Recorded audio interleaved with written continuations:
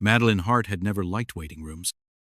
There was something sterile about them, too clean, too quiet, too full of unspoken things.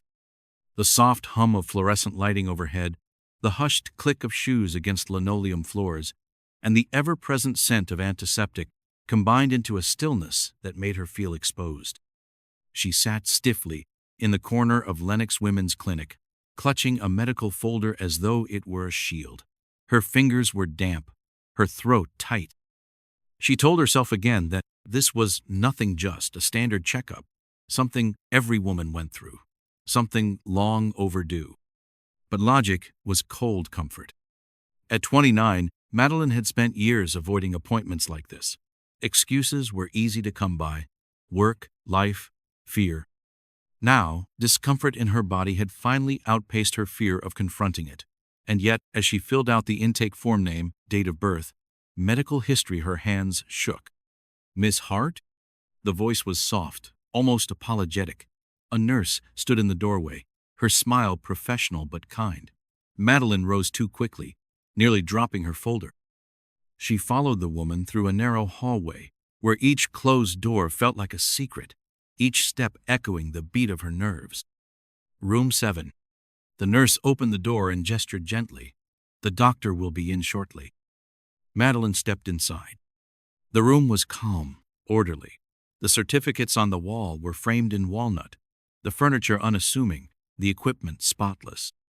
But it was the examination chair that held her attention, its pale leather, its metal stirrups, its silent promise of vulnerability. She sat down, straight-backed, fingers locked together.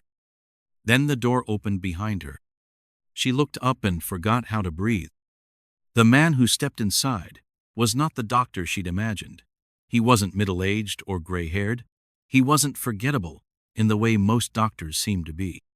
This one looked like he belonged on the cover of a magazine she would be too embarrassed to buy.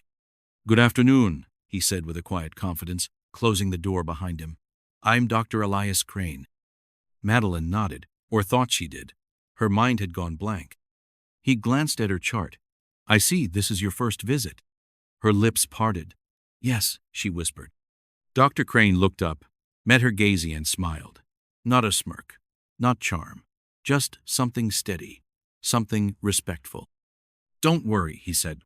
"We'll go at your pace. You're in control here." But she wasn't. Not really. Because suddenly, her pulse was too fast, her mouth too dry, and the room too small. He was kind, professional, but also completely disarming. And Madeline, who had always prided herself on staying invisible, found herself unraveling. The day she left the clinic, Madeline didn't go straight home. She walked, past office buildings and traffic lights, past faces she didn't recognize. Her feet moved on their own while her thoughts tangled behind her ribs. She should have felt relieved. The exam was over. The diagnosis was manageable. There were medications and follow-ups and things she could do. But that wasn't what haunted her. It was Elias Crane's voice, low and steady, his eyes calm and observant, his silence not cold but aware. He had been gentle in the exact way she didn't know she needed. That night, her phone rang. Unknown number. She didn't answer. A voicemail. Then another call. The clinic. Probably something about the prescription. She deleted the message without listening. But the body has its own logic, one that doesn't wait for fear to catch up. And so, 2 weeks later, when the symptoms returned worse this time, she found herself once again in that waiting room, holding her breath. She hoped, quietly, desperately, that maybe it wouldn't be him again. But when the nurse opened the door and called her name, fate gave her no such mercy. Room 7. Again. Dr. Crane was already there, seated behind his desk. He looked up as she stepped in, his eyes lit not with surprise, but recognition, and something else, something like relief. "I was starting to think you were avoiding me," he said. Her throat closed. "I wasn't," she replied, a lie too thin to believe. He didn't press. Instead, he leaned forward slightly, elbows on the desk, expression unreadable. "You missed your follow-up," he said, matter of fact but not unkind. And we couldn't reach you. I was busy, she said too quickly. He didn't believe her. That much was obvious. But he let the lie stand, like a coat someone wasn't ready to take off yet. Madeline sat down. Her hands kept moving, folding, unfolding, fingers curling into the hem of her sleeve. Dr. Crane noticed. Of course he did. She could feel his gaze, but it wasn't invasive. It was careful, like he was trying to understand, without asking too much. And for some reason, that made it worse. Because Madeline didn't want to be understood. She wanted to disappear. The appointment passed like fog, and when it was over, she left in such a rush that the nurse at the front desk called after her twice. Elias Crane stood at the window and watched her vanish. And for reasons he couldn't quite explain, the empty hallway behind her felt colder than it should have. The city was just beginning to thaw.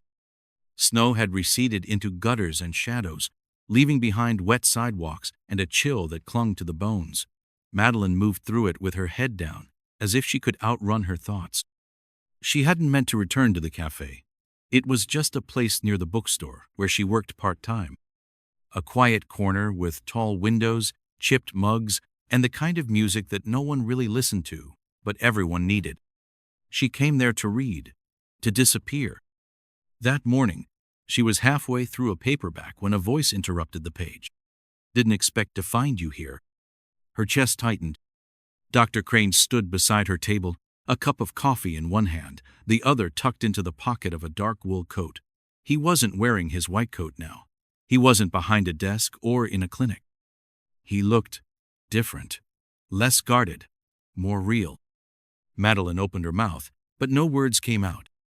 He smiled, not wide, not performative, just a quiet acknowledgement of something unspoken between them. Then, without asking, he slid into the chair across from hers. This is my usual spot, he said, glancing around. Didn't mean to intrude. She hesitated. You're not. He looked at her then, not as a doctor, not as a stranger, as a man sitting across from a woman he hadn't quite figured out, and something in Madeline softened. She let her fingers rest on the edge of her cup. You read a lot? He asked. She nodded. Anything good? She showed him the book fiction, something quiet and sad. He smiled again. Of course. And for a moment, the air between them shifted. They didn't talk much, just sat. And when he left, he told her to enjoy the rest of her day. Nothing dramatic. No promise to see her again. But later that night, she found herself remembering the way he'd looked at her. Not with admiration, not with pity, but with attention. And that, somehow, was harder to forget than anything else. She hadn't planned on Googling him. But people are weak in the quiet moments. Alone in her apartment with the buzz of the refrigerator and the weight of insomnia, she searched his name. Dr. Elias Crane. What came up was not what she expected. He wasn't just a doctor. He was the founder of the Lennox Women's Health Network, a surgeon, a researcher, a board member at half a dozen institutions. Interviews, accolades, photographs at galas and conferences. Philanthropist, innovator, multimillionaire. She sat there, frozen, her world so small, rent unpaid, groceries chosen by price tags. And yet, for one strange moment in a quiet cafe, she had thought they were equals. That illusion shattered. And with it came the shame. The next morning, she deleted the clinic's number from her phone, stopped visiting the cafe, ignored the quiet texts Elias sent. How are you feeling? Need anything adjusted? Each message chipped away at her resolve, but she didn't respond. Because she knew what the world would see. A girl from nowhere, a man with everything. And in the cruel arithmetic of perception, her feelings would always be suspect. She was terrified that caring for him would be mistaken for wanting something from him. So she stayed away.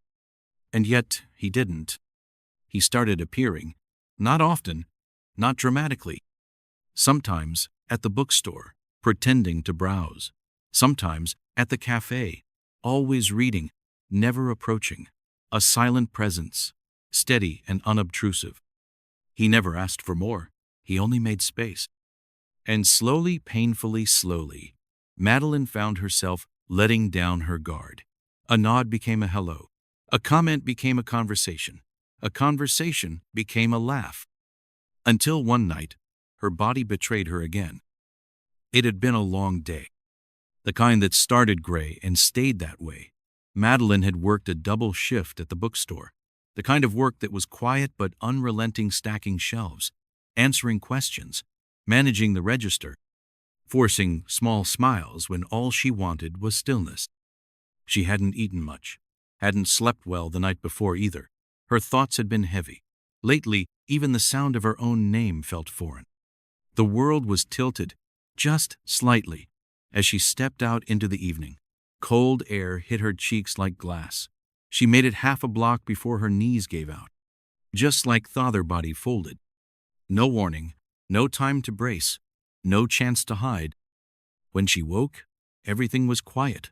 Soft sheets, warm light, the steady rhythm of a monitor somewhere nearby. It took her a moment to realize she wasn't alone. He was there, sitting beside her bed, still in his coat, his hair a mess, like he'd run his hands through it too many times. His elbows rested on his knees, and his head was lowered. She turned toward him. The motion was slight, but enough. His head shot up, his eyes locked on hers. "You're awake," he said softly, as if afraid he might break the air between them. Her throat was dry. "What happened?" "You collapsed," he replied, voice tight. "Someone called an ambulance. I came as soon as I heard." She tried to sit up, but her arms trembled. He was there before she even asked, one hand gently steadying her back, the other guiding the pillows. She stared at him. He shouldn't have come. He wasn't her partner. He wasn't even anything. Not officially. Not really. "You didn't have to," she whispered. His expression didn't change, but his voice did. "I wanted to." That scared her more than anything. Because want meant risk. Want meant possibility. And she had spent most of her life avoiding both. Madeline turned her face toward the window. Outside, the city pulsed with late-night quiet blinking lights, distant horns, lives she wasn't a part of. Inside, silence settled between them like dust. "I'm fine," she said eventually, though her voice didn't believe it. "You're not," he replied, calm but firm. She didn't argue, just let the truth hang there. Then, after a long moment, "You shouldn't be here." Elias said nothing. Not right away. Finally, he exhaled. "Why do you keep saying that?" She swallowed. Because people will think I'm here for the wrong reasons, that I want something from you." His jaw tightened. "Do you?" "No." "Then why does it matter what anyone else thinks?" "Because it matters to me," she said quietly. "Because I don't want to be pitied, or rescued, or turned into a story you tell at a fundraiser." The hurt on his face wasn't dramatic. It was quieter than that.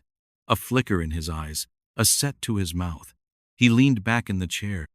"You think I see you as a project?" "I think," she hesitated, "I think you live in a world where people fall in love with titles, and power, and money. I don't belong in that world." His eyes met hers, then clear, unflinching. "You think I haven't noticed?" he said. "That you vanish the moment things get close? That you run from anything real?" She flinched, but didn't deny it. "I'm not good at this," she admitted. "I never have been." He was quiet for a long time. Then, in a voice softer than she expected, he said, "Neither am I." She looked at him, really looked. The sharp edges of his polish, his posture had dulled under fatigue. He looked tired, worn. "Do you want to know why I started that clinic?" he asked, suddenly. She blinked. "What?" He leaned forward, elbows on knees again, fingers clasped. "My sister," he said. "She died when I was 19. Cervical cancer. Caught too late. She was too scared to go in. Thought she couldn't afford it. Thought she could wait." Madeline said nothing. Her breath stilled. "She was the bravest person I knew," he continued, "and she didn't get a second chance. So I decided other women would." She felt something shift in her chest, like a door opening in a room she hadn't entered in years. I don't talk about her, Elias said, voice rough. Not to anyone. Madeline looked down at her hands, pale against the hospital blanket. You just did. He nodded slowly. Because that was what this was, wasn't it? Two people learning how to speak again. They let the silence rest for a while. Madeline stared at the IV drip beside her bed, the soft rhythm of the monitor ticking through the room like a second heartbeat. Elias remained in the chair, his hands folded, his posture still but watchful. No one said the words they were both thinking. This shouldn't feel like this. But it did. She shifted slightly beneath the blankets. How long have you been here? He glanced at the window, where dawn was beginning to gray the sky. A few hours. You didn't have to stay. He gave a quiet smile. You keep saying that. I keep meaning it. He leaned forward, voice low. Do you want me to go? She paused, thought, measured her breath. No. Something about the way she said it quiet, almost a shame, stopped him from smiling again. Then let me be here, he said, not as your doctor, not because of a file in a drawer, just as someone who cares. The air shifted. There was no grand gesture, no dramatic lighting, just the quiet truth of two people sitting in the aftermath of fear. Madeline looked over at him. What do you see when you look at me? He hesitated, not because he didn't know, but because he understood the weight of her question. I see someone who's tired of pretending to be fine, he said. Someone who thinks she has to hold everything alone, who doesn't believe she's allowed to need anything from anyone. She blinked, slowly. Her chest rose once, then fell again. I don't want to be someone's burden, she said. You're not, he replied without pause. You never have been. And in that moment, Madeline realized something she hadn't dared to think before. He saw her, not through glass or reputation or some romantic projection. He saw her fear, her pride, her quiet defiance, her need to retreat, her need to be chosen anyway. She didn't know how to respond. So instead, she reached out, just lightly, her hand finding his where it rested on his knee. Their fingers didn't lace, but they didn't pull away either. And in that small space, the air between them stopped being about distance. It became permission. Recovery was slow. Madeline left the hospital 2 days later, walking carefully, trying not to let her fatigue show. Elias offered her a ride home. She almost said nothing, nodded, just once. He didn't come inside. He didn't ask. But the next day, a small paper bag showed up at her door, her favorite tea, a handwritten note that simply read, Don't rush, I'm still here. She stared at that note for a long time, not because it was romantic, but because it was patient. Days passed. She healed, but the emotional walls inside her took longer. And Elias didn't try to climb them. He called once, left a message, told her there was no expectation, just hope. And slowly, the walls started to crack. She found herself walking past the clinic again, not stopping, not going in, just letting herself be near it. Then one Friday afternoon, she walked into the cafe, not to hide, not to disappear, just to see if he might be there. He was sitting near the window, coat draped over the chair beside him, a cup of black coffee gone lukewarm on the table. He looked up. His face didn't change much, but his shoulders did. The tension left them. Madeline approached. Her voice came softly. Is this seat taken? He shook his head. It's been yours the whole time. She sat, and for a long while, neither of them spoke. The city moved on outside the windows. People laughed. Horns honked. Someone behind the counter dropped a cup, but none of that mattered. Because there, in the quiet, something real had taken root.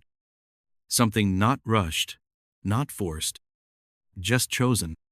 The seasons shifted slowly, as they always do. Spring bled into early summer, and with it came new, light, longer days, softer warmth, and a kind of permission to begin again. Madeline saw Elias more often now. Not every day, not predictably.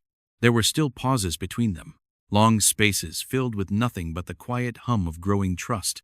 But she no longer ran from the places he might be. She no longer felt the need to hide. One evening, as they sat on a park bench with cups of tea cooling between them, Elias broke the silence. "You never talk about your family." She didn't flinch. "Not this time." "I haven't spoken to my father in 8 years," she said. He waited. "My mother died when I was 17. After that, everything unraveled. He fell into debt, anger, silence. I left as soon as I could. Been making things up as I go ever since." Elias nodded once. "I'm sorry." She shook her head. "Don't be. I survived." He looked at her carefully. "You don't have to carry all of it alone, you know." She gave him a tired smile. "Maybe not. But it's the only way I've ever known." Elias sat back, letting the quiet stretch. "Then, I spent years building a life so clean, no one could get close enough to ruin it." She turned to him. "Did it work?" "No," he said. "It just made the loneliness quieter." The sun was setting, casting long shadows on the ground between their feet. She reached out not to hold his hand, but to brush the back of it. A whisper of touch. "I'm scared," she said. "So am I." They didn't fall in love like people in movies do. There were no dramatic declarations, no rain-soaked kisses under streetlights, no swelling music, just small moments that strung themselves together until something stronger formed. Madeline began leaving books at the cafe knowing Elias would find them, read them, return them with notes in the margins. He brought her tea, not just when she was sick, but on ordinary Tuesdays. Sometimes they sat in silence. Sometimes they fought gently. Sometimes they didn't know what they were. But it didn't matter. What mattered was that neither of them left. 1 year after their first meeting, Elias asked her to meet him at the park again. She arrived at dusk. He stood under the same tree where they had once spoken of family and fear. This time, his hands weren't in his pockets. They were holding something small, velvet, simple. She stopped in front of him, the air full of quiet. "I don't want perfect," he said. "I don't want promises you can't make. I just want a life where we choose each other over and over, even when it's hard." Her breath caught. "I want your bad days," he said, "and the ones where you don't say much. I want all of it." She looked at him, really looked. At the man who once sat across from her in a clinic room, at the man who saw past the fear, past the silence, past the shame. And for the first time in her life, she let herself believe it. "Okay," she whispered. He smiled, not with triumph, but with relief. "Okay?"